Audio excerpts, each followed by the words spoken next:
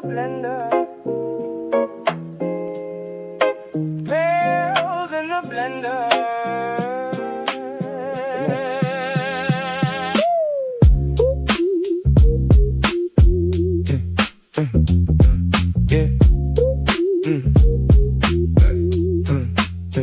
From the dome to the court, we come alive.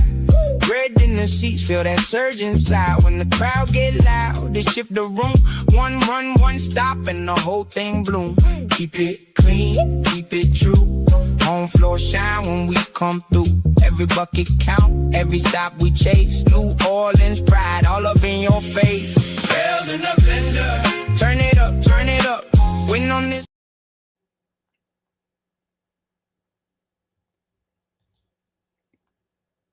Oh yeah, yeah. See, Welcome to another episode of Pels in the Blender, man. It's your boy A. Davis. I got my dog Cheddar Chaz in the building. What's good, bro? I'm cooling, man, cooling. Finally got some actual news to discuss versus ideas and the rumor mill. They finally put the rubber to the road. Absolutely, man. Good to get some information. Listen, I hope all y'all have some patience with me today. I'm on like my secondary laptop right now, so I don't know if it's buffering and or streaming or whatever. So listen, man, they dropped some news, so we knew we was gonna have to come out and get this information out to y'all. So we still running. Nah, bro, I'm back. I'm back, but I ain't truly like back yet, if you know what I'm saying. I got back in yesterday evening, Hmm. but when you come back from out of town, you need like a day or two just to kind of recalibrate.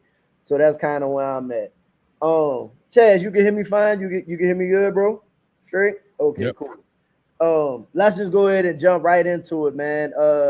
Everybody seen the news by nine Pelicans officially signed, no sign and trade, officially signed Ben Mathurin the 2 years, 16 million, 8 million a year, second year. That deal is a player option. Chaz, we've been talking about this for a while now, how this deal was potentially gonna look, how everything you know what I mean, how everything was kind of playing out. What do Hmm. you think about them actually getting this deal across the finish line?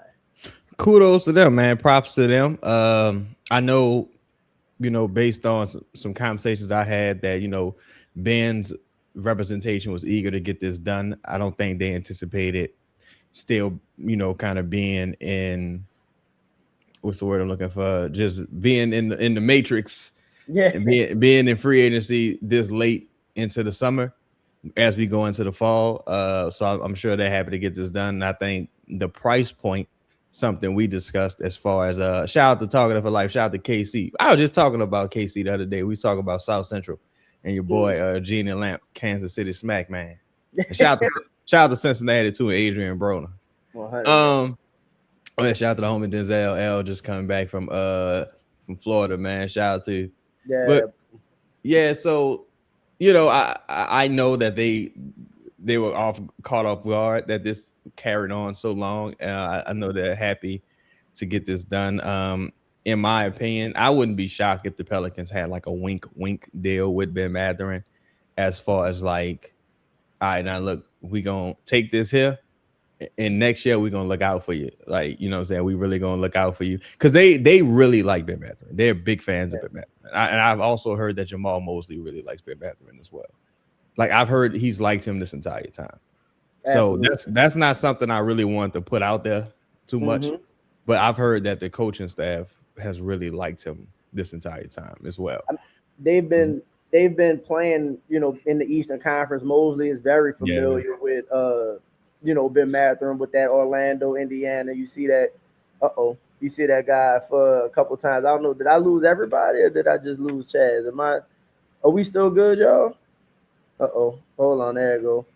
My bad. We had a little temporary disconnect, y'all. Give Hey, me a you're second. good. That might have been me. Okay, we all straight? Yep. Yeah. But yeah, man, I think Mosley, again, if you look at his tenure in Orlando, right? They had a bunch of defenders, and the closest thing that they had, other than like their star players, right? Like obviously Paolo can score, and now Bane, and then Franz can score, but they struggled offensively, throughout majority of Mosley's tenure there, aside from what Cole Anthony for a little bit on a much lower scale. So now, having all of these offensive options, in my opinion, I think he's hasn't seen a version of this team. I think Mosley also coming over, being able to get some of the things that maybe he wanted as well, to kind of make this team in his image when they agreed to that 5-year deal. And also to like the wink with Ben Mathurin. That's something to consider. You saw that type of thing happen with Gary Trent and in Milwaukee. So that though, don't let anybody know, but those kinds of things happen. Kawhi, there's probably some wink going on in LA for that to happen. So I'm not saying that those things are true, but I'm just saying for Ben Mathurin to give himself an opportunity. Promises happen. Yes. Yeah. Yes. For Ben Mathurin to give himself an opportunity, but also have the player option and flexibility to pursue something bigger in terms of contract based on how he plays this year, I think is just beneficial to everybody. I think it's a good piece of business being conducted on both people's parts. Yeah, I totally agree. I think once you start getting deals over the finish line, there's typically just some domino effect. And I'm sure there's some confidence in that building. Like, all right, we got this done. We conquered this. Let's go conquer something else. Because I totally presume that there's going to be some corresponding moves to create. I mean, you absolutely have to create the roster spot. That goes without saying. Then my phone getting some messages. You gotta look. You read. I'll Nah, I'm good. My bad. I'm good. Okay, no, you good, bro. You when something like this happens, the phone just get to working. Yeah, there's not nothing too crazy. Okay. I would anticipate some corresponding roster spots, some corresponding roster moves. I've heard a lot of names. And people seem to be revering this move. A lot of people seem to be happy about this move. And what's funny? Yep. It's funny.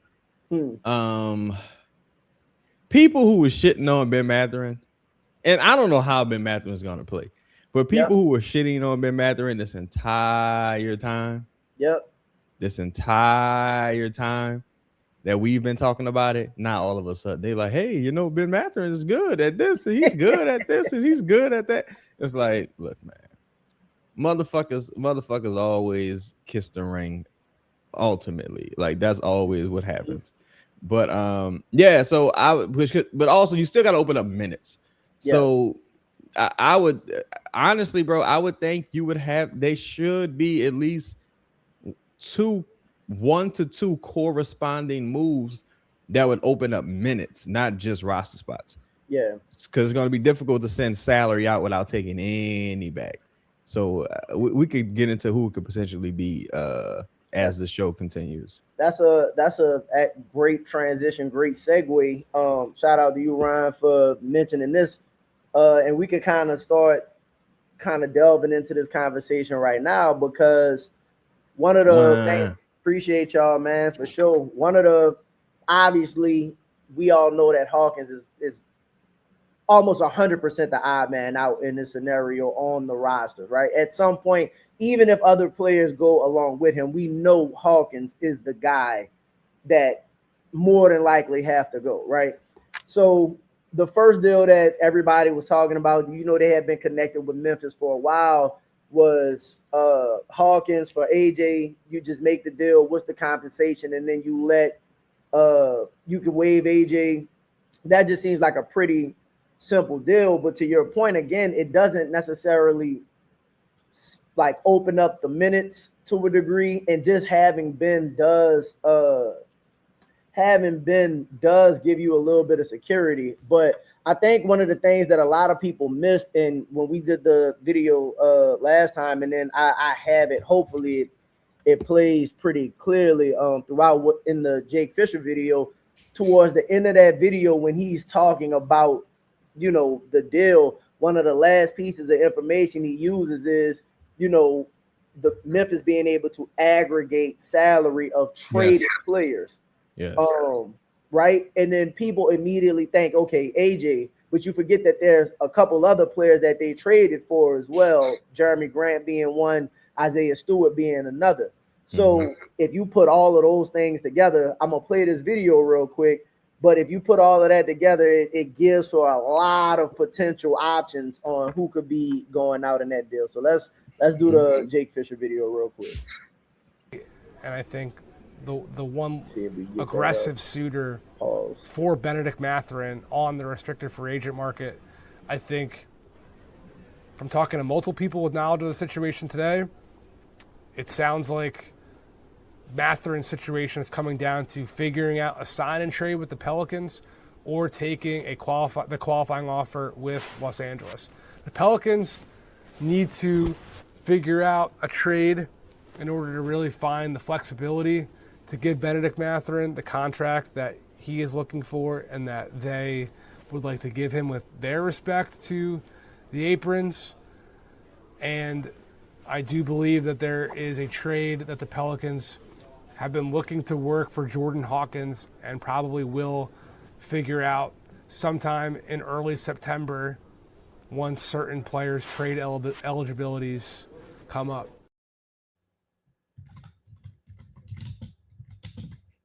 Shout out to the homie, man. Shout out to Jake Fisher, my dog. Absolutely. And I'll pass it to you there.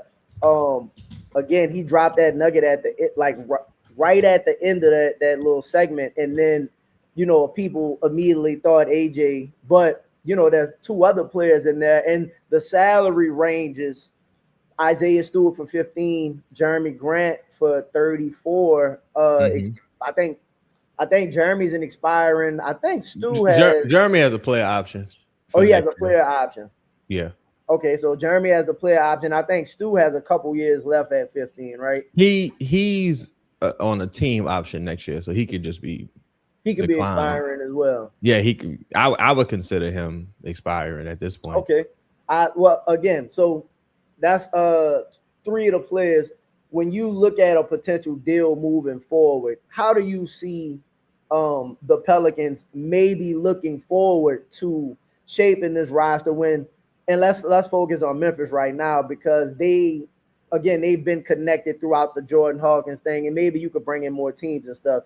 But what do you see as far as the potential moves that could be made for the Pelicans with this deal?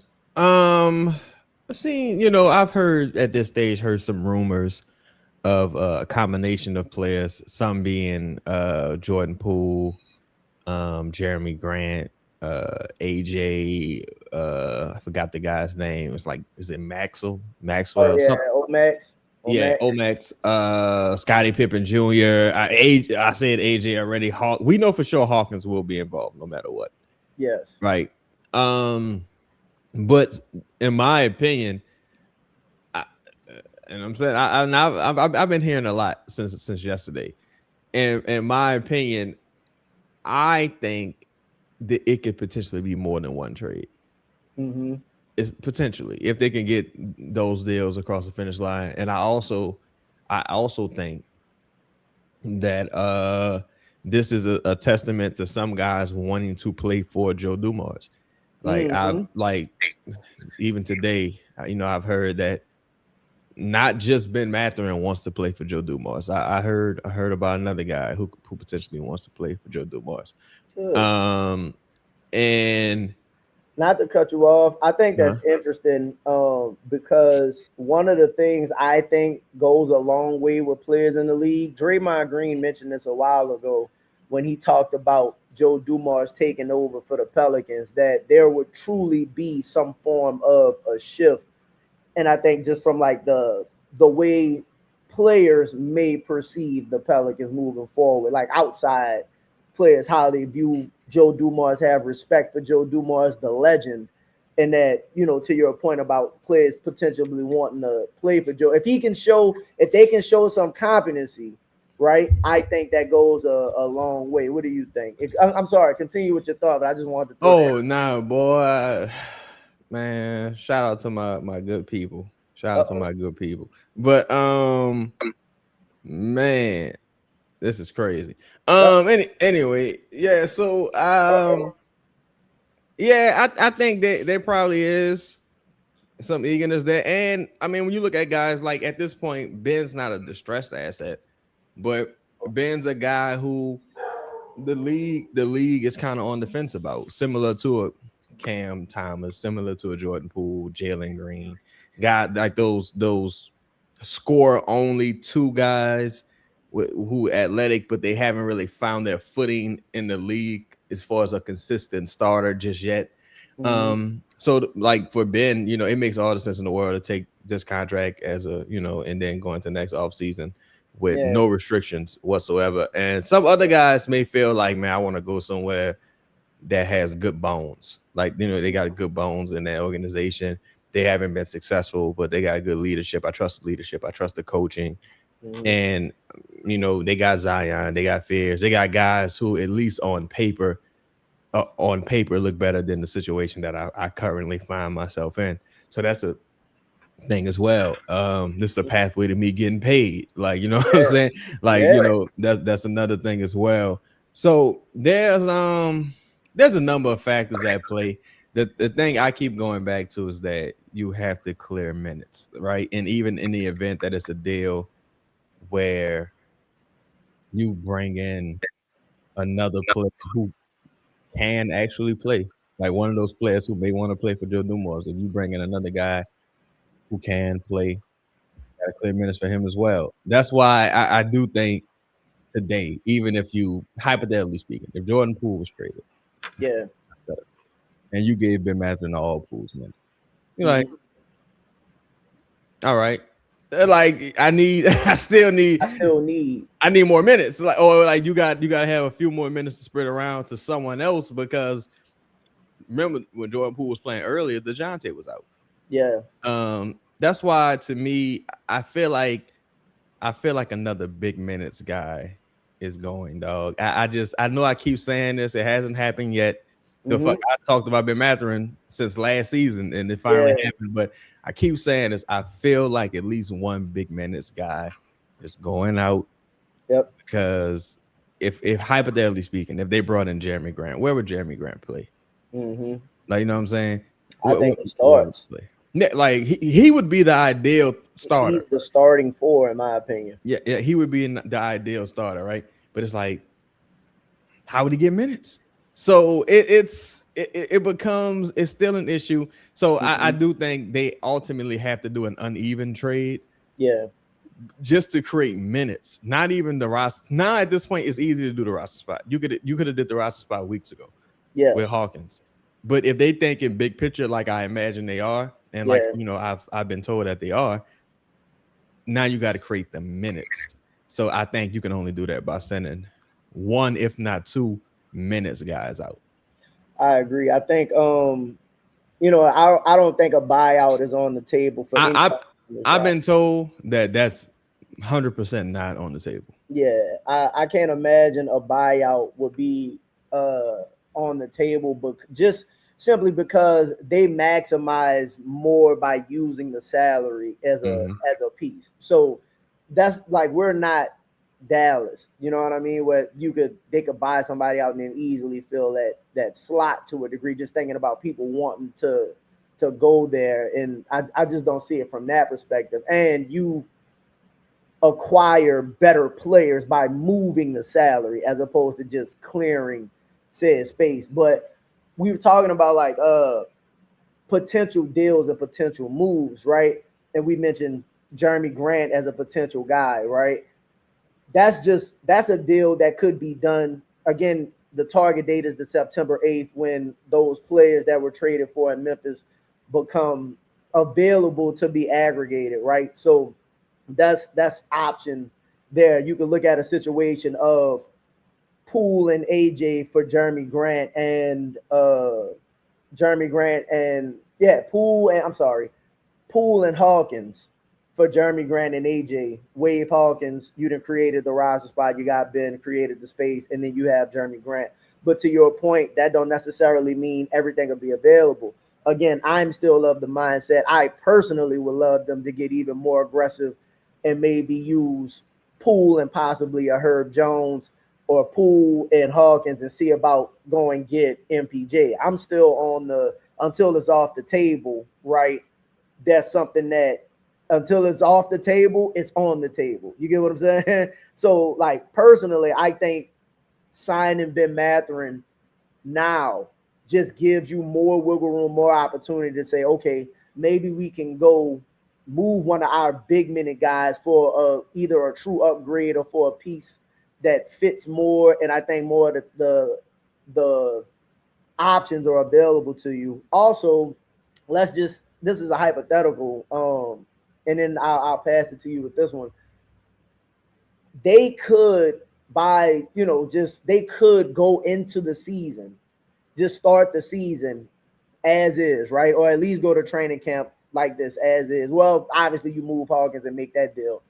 But if you go into the season with this roster, now you kind of give yourself a little bit of wiggle room as far as if a team is tanking and somebody becomes available. Now I got a bunch of different options of who I could make combinations of to move. Like maybe it's DeJounte and Herb, maybe it's Poole and DeJounte, maybe it's, you know what I mean? Like you have a few more options of how you can move people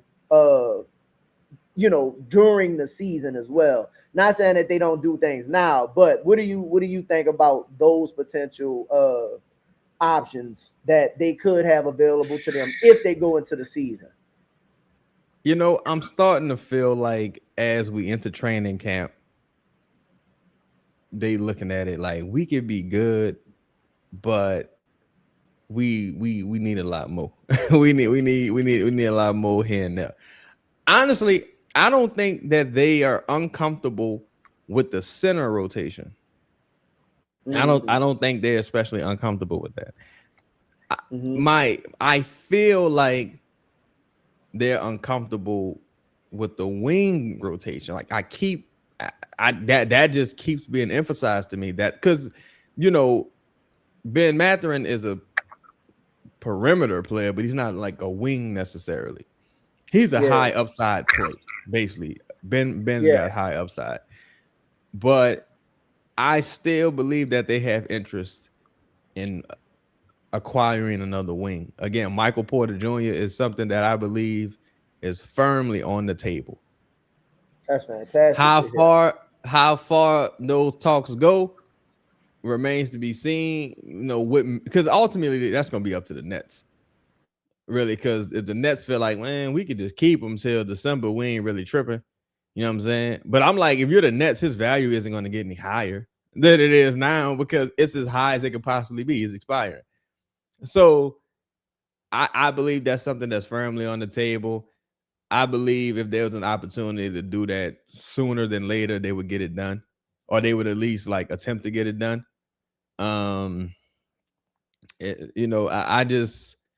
I don't think the center thing is realistic at this point. I would be shocked. I'll say that. I would be more so shocked if they brought in another center, because keep in mind, they still have to give those three guys that they brought into camp an opportunity to compete for a roster spot. They got to give those three guys a real opportunity. I agree. Can you hear me? Am I good? Yeah, I can hear you. Okay. Your video a little choppy, but your audio is good. Yeah, I know it's trying to get itself together. I think you make just great points, and I think the big picture of it all, right? Because you're talking about like the wing position, is that typically in the NBA right now, right? I think you could get by with center by committee, right? But having a lot of versatile wings, multiple guys who could shoot the three, have some size, and realistically, what they're doing is you're having a true opportunity to reshape the roster with more. I don't want to say like truly proven, but like Ben Mathurin.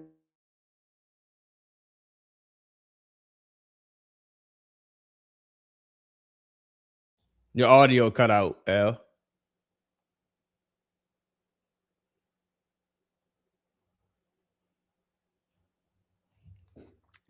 Yo, yeah, so yeah, L got some technical difficulties. He trying to make it happen, man. It's always tough when your PC goes out, but yeah, bro. So the thing with Ben Mathurin is, again, Ben Mathurin high upside play.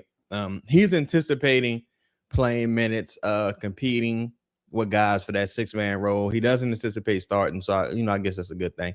But the Pelicans still have needs at that 5th starter, and by 5th starter, I mean who is going to start over Herb? I think that's a real question. Today, if I had to guess, it would probably be Saddiq Bey. If I had to guess, I wouldn't be shocked if Herb started, but I just have this inclination, bro, that Herb's potentially on a move. I don't have any evidence. I'm just using basic common sense that Herb's potentially on the move. Yo, you back, bro? I'm good. Yeah. Yeah, man. I don't know. Listen, bro. This is how y'all know we committed to get y'all this the best and most quality news that we have right now. This is a struggle to get this done, but I know you were just mentioning that Herb potentially being on the move is the he seems to me like the odd man out, right? Like based off the salary, production to a degree, how much I think he's easily replaceable to a degree. You know what I mean? And I don't want to say I guess he's easy, but again, we were having conversations about Bryce being able to fill that role. So I just think, again, to all of the players we talk about being on the table, MPJ on the table, Jeremy Grant possibly on the table, Zach LaVine. We spoke about Zach LaVine to a degree. We just had an interesting conversation about that, and who knows how these things are gonna go moving forward, right?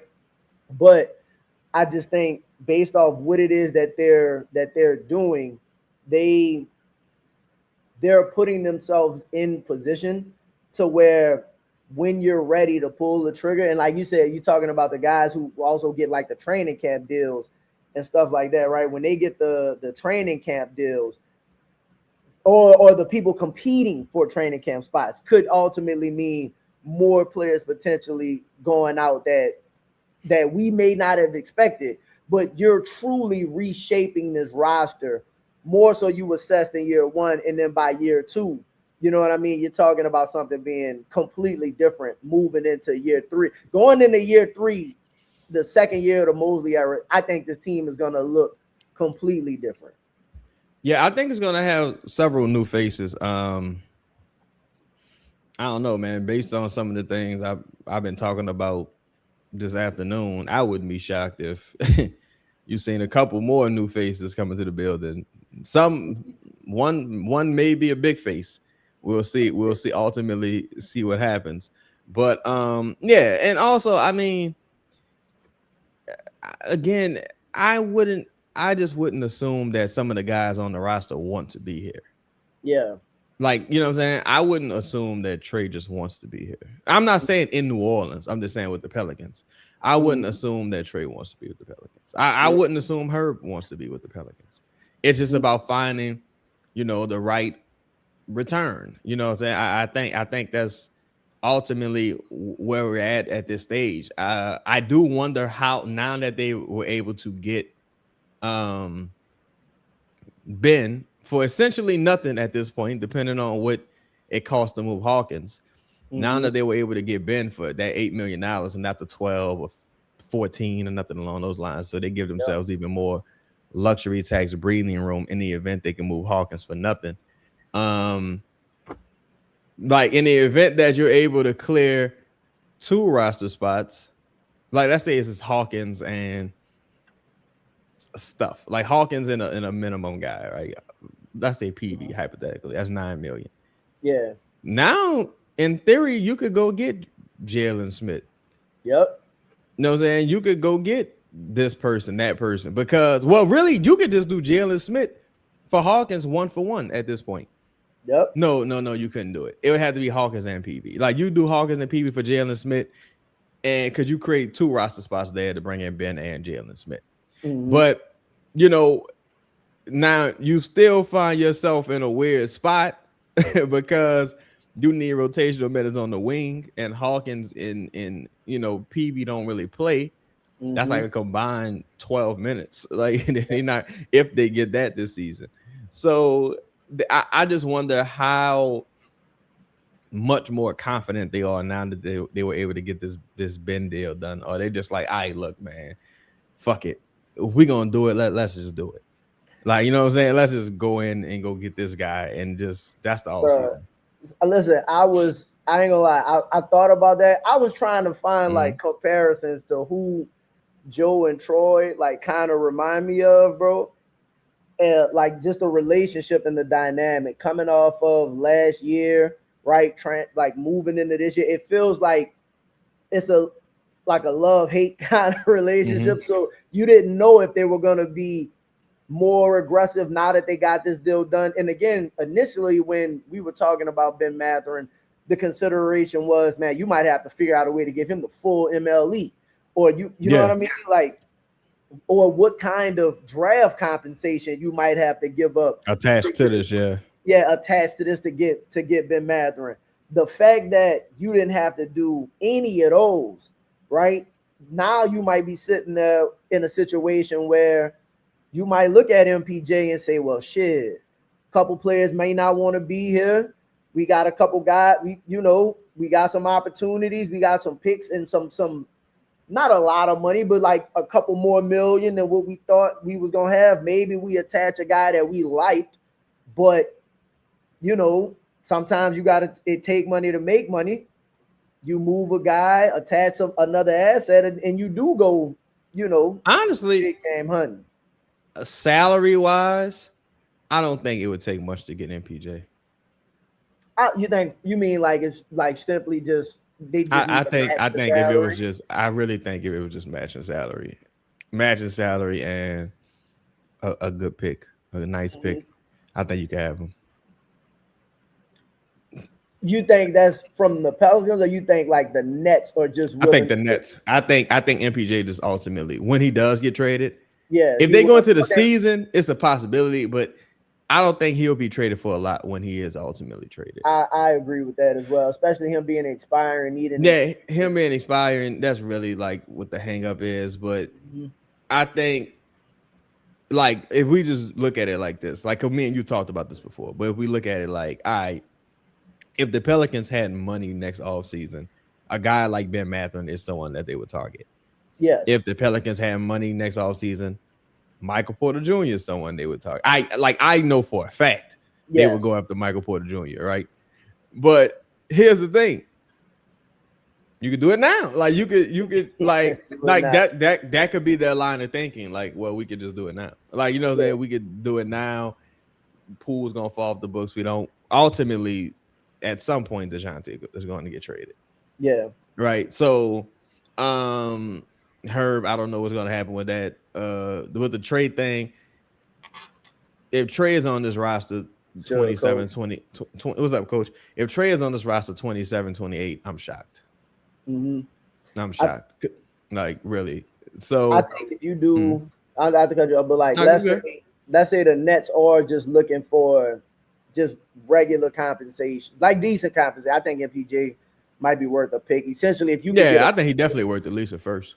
Yeah, and then for them, they'd be like, shit, we got two firsts out of MPJ and right. Like nothing, Matt didn't have to do anything for him. I think it makes, and I wouldn't want to move Trey, but if you were, now you really have an opportunity to reshape your roster because Trey is still going to hold, his value. Yeah, especially if the team's playing well. So now if I had, Ben Mathurin and MPJ, and if I do decide to move Trey for a different type of piece, whatever that may be, I don't know, maybe a center becomes available or something, or maybe somebody who wants to contend, or maybe you get a young quality piece for the future, whatever it may be. If you did the MPJ now, which again is available to you because of what you ended up doing and how you got this deal done, like now I think you could turn this season just from a public perception and an equity standpoint. You could truly, and again, you still got to let the season play out, but just you could repair a lot of goodwill moving forward. If you were to make one of those types of moves, and it seems like their patience did pay off for them in this scenario so far. So again, early in the offseason, maybe MPJ wasn't a true possibility. If your patience in the offseason turned into Ben Mathurin for $8 million, and then MPJ for, Jordan Poole, and I don't know who else the other player would be. I guess what? In theory, it could be Hawkins, right? But let's just say if the Nets were willing to take back Herb, and it was a scenario to where it was like, all right, look, MPJ for Herb and DeJounte. Mm-hmm. Herb and maybe Poole. Like this, hypothetically speaking. Let's say Herb, maybe Poole. Or like Poole, like just Poole. You know what I'm saying? You could do that 1-for-1. Yeah, technically, right? You just had to figure out what you're gonna do with your money. You could go into. That's another thing too. You could go into the season as a tax team. Yeah, you just got to end the season and just out of the by tax. Trade deadline, you figure out who you're getting off of at that point. I think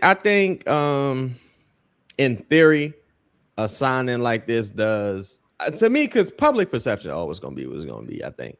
Yeah. Because I do think some people dislike the front office for reasons non-related to basketball, but I'll say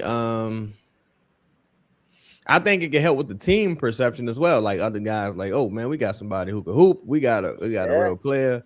You know what I'm saying? And I think if you continue to do that, it could, like for a person like Trey, it could kind of change their feelings internally. Like, wait a minute, we're better than like any team I would potentially be traded to. Like it could be a reality check, or like even if you were able to get Michael Porter Jr. or something like that without giving up Trey Murphy. Yeah. Now I'm like, well, now my would be like, yo, so what you gonna do, bro? What's up? Like you want to be here or not? Him is different for sure. Yeah, I'm like, you want to be here or not? Because you want someone to go out and find somewhere for you to go. Do you want to be here or not? And I think he'll probably be like, yeah, now I'm comfortable. Now I'm happy. But a lot of stuff remains to be seen. Like again, the shots got to come from somewhere, like with everybody. So the good thing is, again, you're looking at Zion taking like 18, 19 shots. Like Zion's never going to be a 20+ shot guy. Trey takes about 19 shots. So I think you're going to see Sadiq take less. Of course, I wouldn't be if Herb is on the roster, which it would be a mistake in my opinion. Mm-hmm. I don't think any of us would be upset if Herb took about like 3 shots a game, 4 shots a game. I don't think anyone would be upset. Yeah. Right. 4 threes a game. Like he took 4 shots and all of them were threes. I don't think anyone would care. But so it's going to be interesting to see what the next move is. But again, like we've been saying this entire time, it's all about consolidating. Yeah, all about consolidating. I think as we move forward, right? Mm-hmm. This getting again, you were able to get it done, right? Like it was a lot of talk, but they were able to get it done. And not just get it done, but they got it done in a really good fashion, right? So, again, shout out to them, again, restructuring the front office, restructuring all of those people in the building that didn't move on impulse when, the outcry was just to go do something. It paid off for them. Now, if you can continue, and not saying that you always have to be as patient, because sometimes you got to strike a little bit sooner, right? Like, MPJ now might not be the same price for MPJ during the season. Like sometimes that could work against you as well. If you have an opportunity to turn a guy that you definitely would and want to target moving forward, which is MPJ, because again, to me, that's still my number one option, right? That's my number one target of all of the players that I think is available right now. Again, I think it gives you, like you said, a little bit of credibility when you start looking at the roster and you like, yo, I got I got MPJ. We got Zion. We got Fears, developing. We still got, we still have trade currently right now. You start Sadiq Bey, who you start talking, and it's like, all right, shit, it's up to y'all to put it together. You got all of the help that you need.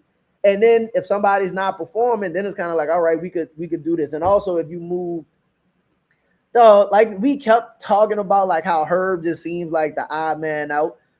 Herb, just the finances of it right now, and the teams that are still going to be looking for that type of player, right? Because I know we talking about MPJ, but again, Denver still is going to need defensive help moving forward. Appreciate y'all, bro.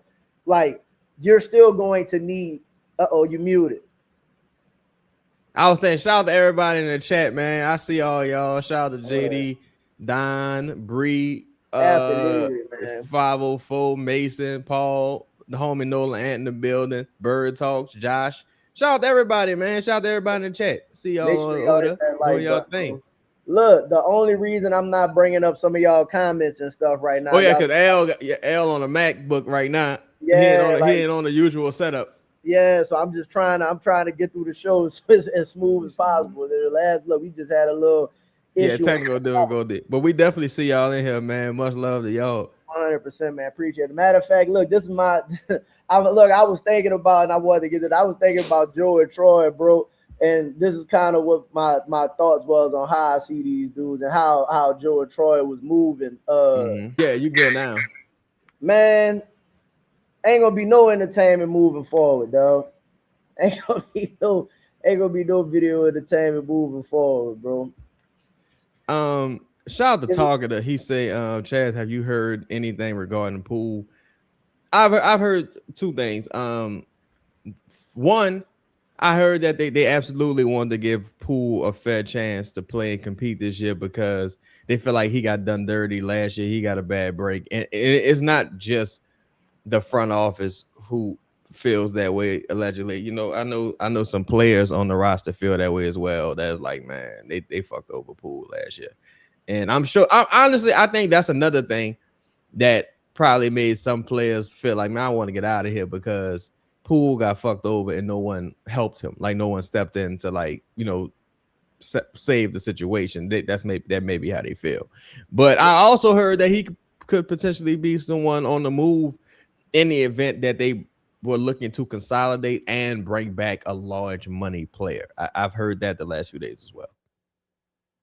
You muted, Al. What about now? I'm straight. Yeah, you good. Oh, okay. I ain't gonna touch a damn thing until we get ready to end the show. Can't touch nothing. I'm sorry. What the? Did the video just start playing again? Nah, you good. You good. Bro, is the audio or the video playing? Yeah, I hear the audio playing. That shit crazy. Yeah, it is crazy to me that Borrego, with all the coaching movement, with all the player movement, with all the executive movement, we've seen this offseason. We haven't heard Borrego's name mentioned anywhere in any capacity. Yeah, that's very interesting to me. With him being well, I think he was in the running for the Bulls job, wasn't he? Allegedly. They never. Oh, it was one of those things like I would expect him to be in the running, some shit like that. From what I remember, they never really interviewed him. Yeah, when they were going through the search, it was never truly a consideration. This guy, respectfully, that they wanted to run the franchise moving forward. So thankfully, Joe Dumars had the foresight to kind of go outside of that and bring in their own guy, because again, we get 1 5-game winning streak and everybody was just kind of ready to sign me up moving forward with the hopes of a training camp. So it's just thankfully, I won't lie. We have a long way to go, but I think Joe and Troy and Amanda and everybody's in the front office are kind of just chipping away at it. You know what I mean? Just one move at a time, kind of getting this thing situated, kind of rebuilding the image as well. And I know he's talking about JP and in his minutes. And again, I expected Jordan Poole to be a big addition, because essentially you got to think he didn't even really play as much last season. And even though he didn't play great, he still was DNP'd for damn near half of the season. You know what I mean? So like, it's just kind of a situation where even if you bring him back and he just consistently plays, that's a win.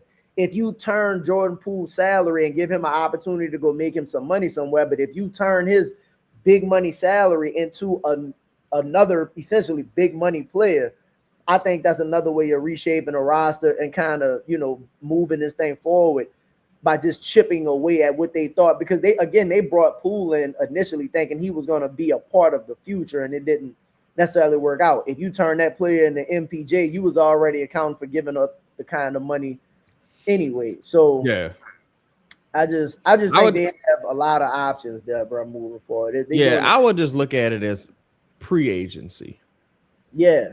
Like even with Ben Mathurin, like how they were able to get this done. And shout out to all the people involved. Shout out to Ben's people. Shout out to Joe. Shout out to Troy. Shout out to Amanda. Just everybody for getting this done and getting it done cleanly. Because a sign and trade would have been so messy. Yeah. So, and shout out to the people that pulled our coat and kind of, you know, gave us some insight on what could potentially be happening.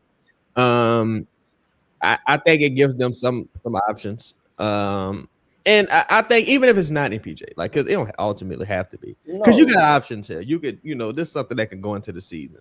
Even if you did something now that would open up a few minutes and give yourself the best opportunity to really hit that ground running. I certainly think that's something.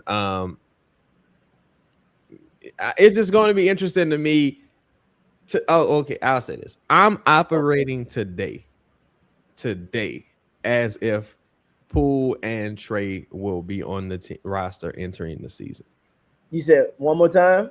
I'm operating today as if Poole and Trey will be on the roster going into the season.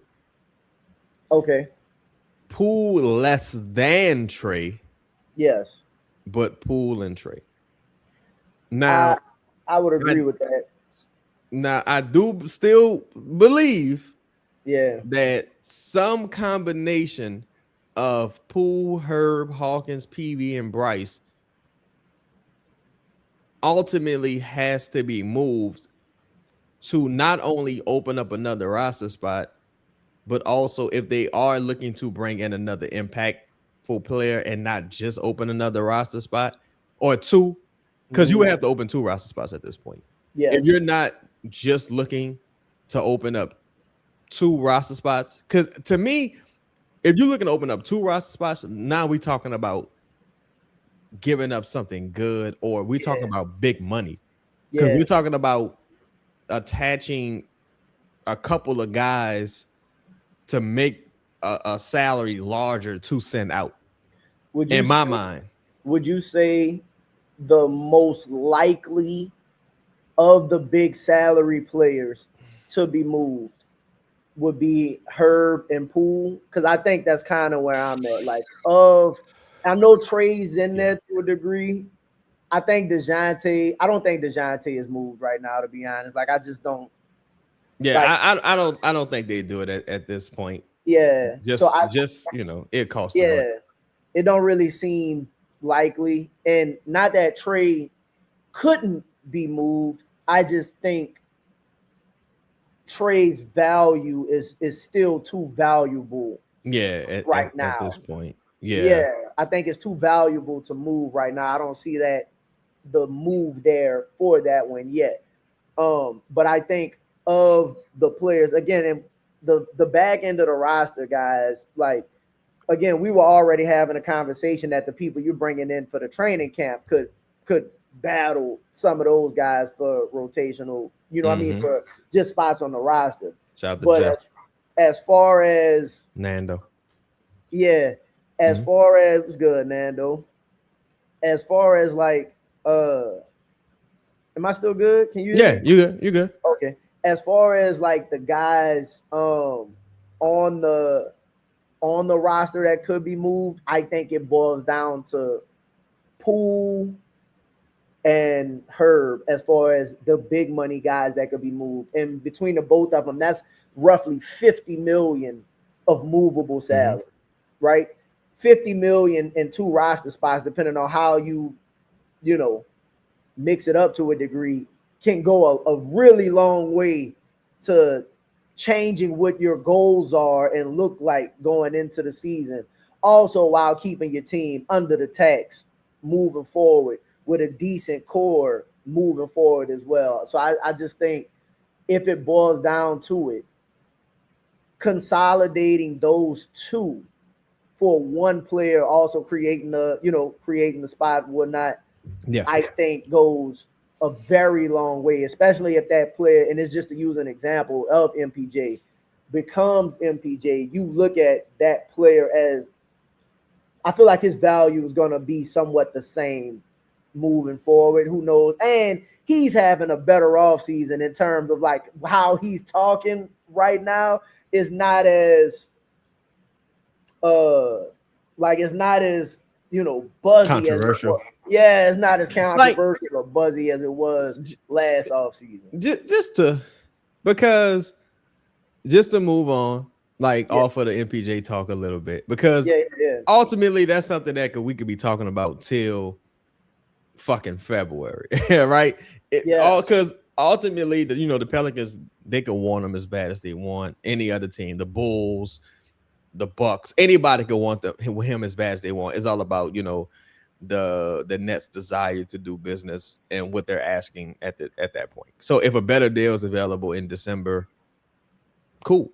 Just wait, because you gave yourself some time, especially with this deal. Now the only thing is, it's if you move a person now that you could have moved in that deal, then it could become a bit of an issue.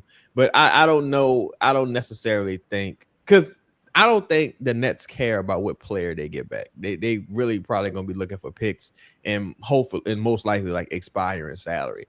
So I'm very curious as to how the Pelicans are going to look to move minutes, because now it's all about moving minutes. You got to create a roster spot, of course, but you also got to move minutes. And because today you're walking into that building, right? Today, if you're Mosley, you're going into the building, you're saying, Herb, I respect everything you've done here. I respect everything you've accomplished here. You're gonna play about 20 minutes. And it might, in some nights, it might be about 18. You're not gonna play a lot. Yeah. And look, and that could change if Ben is bad. Yeah. Because it's a low risk, high reward investment. Yes. What's his name? Sadiq. We taking some of your minutes as well. Yes. So we taking some of your minutes. We were looking at the lineups. A lot. I was looking at the lineups, and your starters, you can still start her right now, right? Your starting lineup would be. You could. And honestly, if somebody said start her because he's low usage, and I'd be like, I mean, I couldn't totally argue against it, but I would be like, no, start Bryce, because Bryce is low usage and he shoots. But go ahead, my bad. No, I was just thinking about the actual on the court aspect of it, having been Mathurin now, just kind of when you see the starting lineup, right? DeJounte, I'm assuming DeJounte, Trey, Zion, Herb, Eve, and then your second unit of Fears. I'm assuming Fears, right now, Fears, Mathurin, Poole, Sadiq Bey, and Queen. Bro, those dudes on the bench are gonna look potentially extremely phenomenal, because I think everybody's going to be a true offensive threat, right?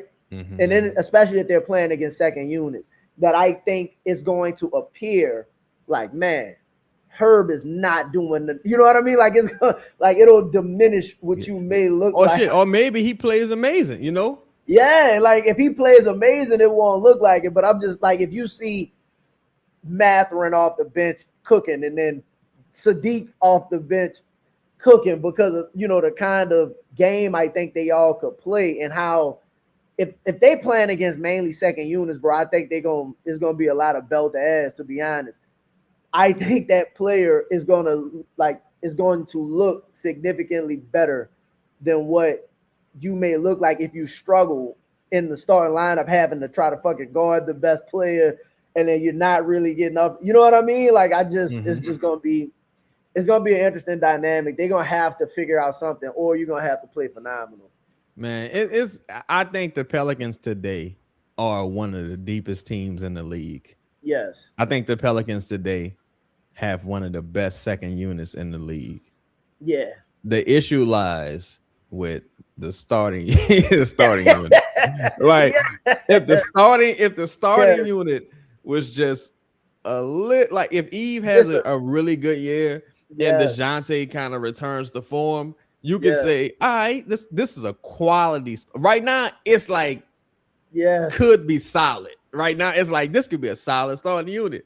Yeah. And like with the players we project to start, like this could be solid. But let me ask you this: Don Guillory said Poole starts over Herb. I don't think they do it. If they did start Poole over Herb, would you consider that? Because that might have been their goal when they brought Poole in. I'm not saying that they wanted to bench Herb, but like start Poole next to another guard. You got two actual guards, and then you go Zion, trade Eve. Like, do you think that would? I mean, you still need to figure out the roster and stuff, but do you think that would make it a little the starting unit? I mean, more of a better. It would make it dynamic. Okay. It would make it potentially more dynamic. See, here's the issue. If I trusted Zion and Trey to defend and rebound, okay, I would be like, fucking do cool. It. Like you got a point guard, you got a tool that can create advantages, that can shoot, that could get to the rim, get to the free throw line. Yes. You know, man. You know what I'm saying? Like, cool. Yeah. But it's like if he's penciled in as a starter, he got to play at least like 29 minutes, 28 minutes. So I'm like, I don't know. Right? Because I don't know if he's going to get that many minutes. Not saying he should or shouldn't. I'm just saying I don't think he'll get that many minutes. Because it all, no matter how you slice it, it all goes back to, well, what I'm gonna do with Herb? Like, you know, what Herb gonna play? Yeah, like, you know what I'm saying? Like that like people, we gonna see this year because it's like, no, you can't. He kind of just in the way, and not in a fucked up way. It's just like when you start viewing, like really viewing how they play. Let me say this. Let me say this, right? Because I think people just generally are fucking crazy with this. If Herb is the only person on the team that plays defense, no matter what happens, the team won't be good. Yeah. Right? There's no team that is carried by a single defender. That's not Wemby. That's not Wemby or like Rudy Gobert. Yeah. And even Ant plays defense. Yeah. No team, right? So if you're one of these people that's like, well, what's gonna happen to our defense? It's like, well, Herb's been here the last 2 years, the defense hasn't been good. That's not how that works. Like, it has to be several players defending. So whether Herb's on the team or not, if several players aren't defending, it won't matter. So in the grand scheme of things, what I'm saying is he don't really matter. He don't really matter.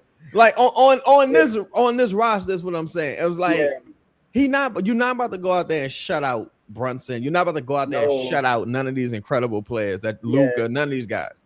So you have to match fire with fire and at least try to make them work on the other end. Like if the jumper was falling, you're like, well, fuck, you know, Herb's a very good defender. It's nice to have, but it becomes a luxury when you can't compete offensively. So that's why I see a lot of that where people just like, well, who's going to defend this person? Like, well, who's defending them now? Yeah, and who's doing a good job defending them? Yeah. Like Another point of that is I always tend to think about like that Denver team that won the championship, and we're not talking about championship level basketball right now, right? Because I don't care what nobody says. In my opinion, to be a championship level team, you got to be a tax team. We're not looking at being a tax team in that level of talent, right? I'm not saying you can't compete, but I don't really think you can name a team that's won a championship that's like, I mean, at least recently, that hasn't been their top 10 rotation players damn near, or like top. I said OKC. Well, even OKC, like when they were still, I think, a first apron team or something like that. They were attacked. They were above. No, when OKC won, they wasn't in the tax. Them, because them nor I don't think them nor Indiana was in the tax when they won.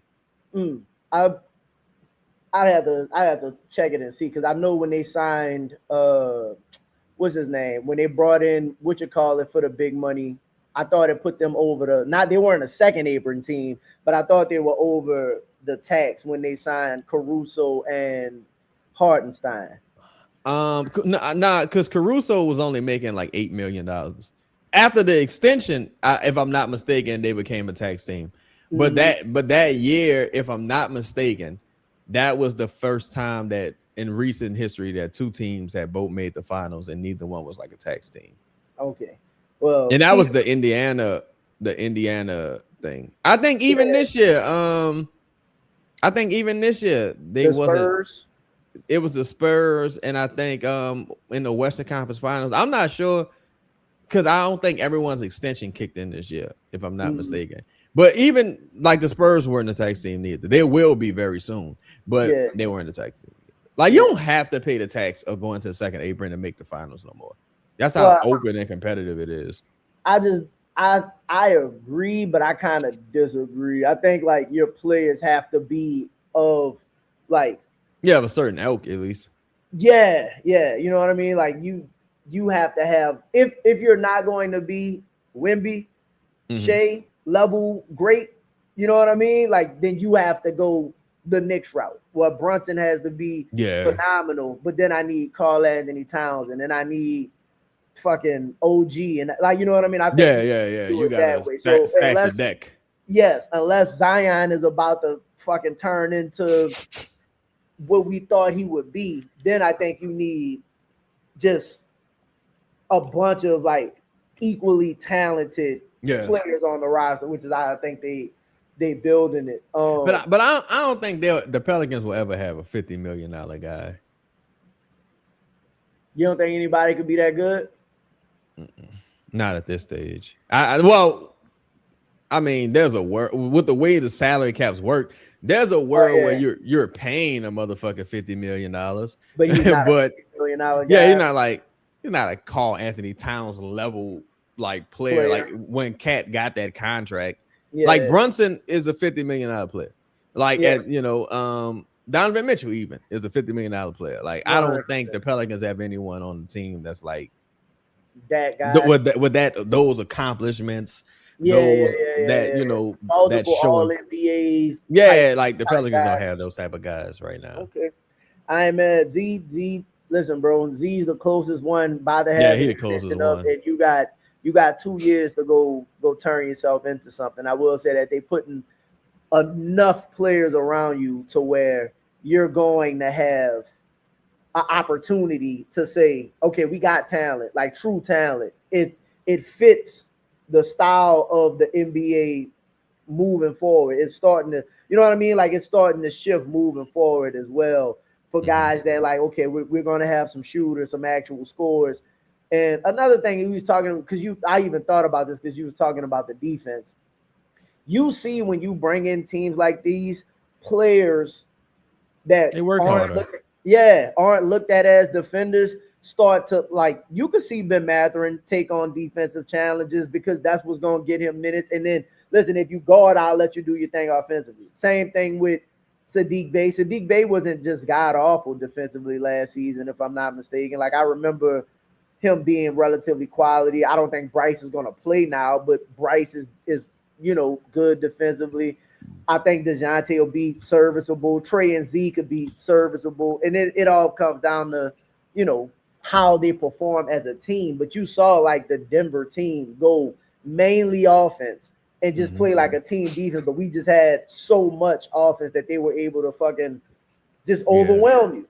You just had a bunch of guys that try hard, like Bruce Brown, Zach Bond, like, dudes Smart.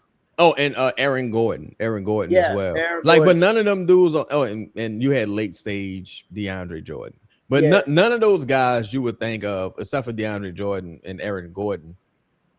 Oh, really, DeAndre Jordan, and even Aaron. I'm about to say Aaron Gordon wouldn't really thought of. Like that's like a new thing. Like he got to Denver, and decided, yes, and not saying this guy's gonna be incredible, but you really just need Ben, Zion, and Trey to be solid defensively, because they exert so much energy offensively. It's going to be tough for them to be great or good defensively, especially, and that's just not who they are.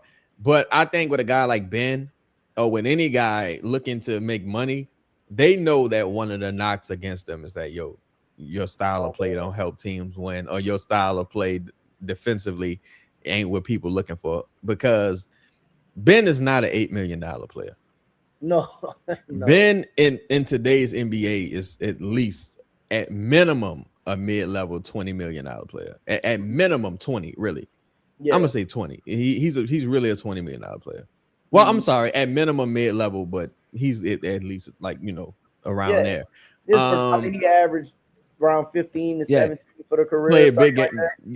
Played big games in the finals. Like if they would have won that finals, he probably would be sitting on a $25 million, $30 million contract right now. Yeah. So it's gonna be interesting to see ultimately what happens. I think it's a good move. I think them getting the deal across the finish line is important for everyone's morale, player morale, team morale, fan base morale, even their own morale, front office morale. All right, we got it done. We got our mans. Now let's go do it again. You know what I'm saying? So shout out to them. Shout out to Ben Mathurin. Welcome aboard, bro. Finally got it done. 100%.